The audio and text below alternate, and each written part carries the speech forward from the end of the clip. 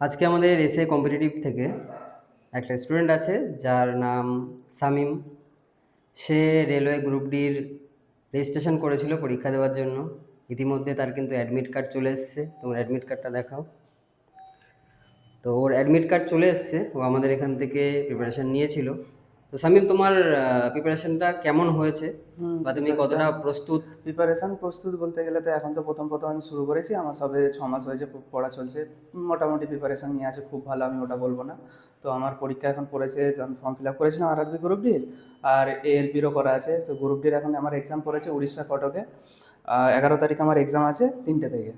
3টে থেকে এক্সাম আছে? 3টে থেকে এক্সাম আছে, থার্ড শিফটে। আচ্ছা।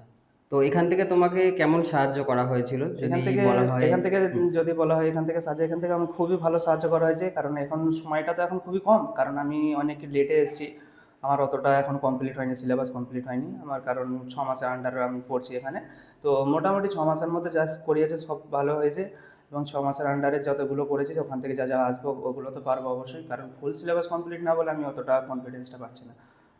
যাই হোক, তোমার অ্যাডমিট কার্ড বেরিয়ে গেল। তুমি আজকে হয়তো তুমি বেরিয়ে যাবে, তাই তো, না ট্রেন না, ধরে? কালকে বেরোবো, দেখি ট্রেন আচ্ছা, ঠিক আছে। তুমি সাবধানে যাও এবং তোমাকে তোমার পরীক্ষার জন্য শুভকামনা রইল, যাতে থ্যাংক তুমি ইউ স্যার। ভালো করে পরীক্ষা দাও এবং রেজাল্ট বেরোনোর পর যাতে তুমি পাস করো, তোমার জীবনের লক্ষ্যে তুমি যাতে পৌঁছাও, সেটাই আমরা আশা রাখি। ওকে। Thank you sir.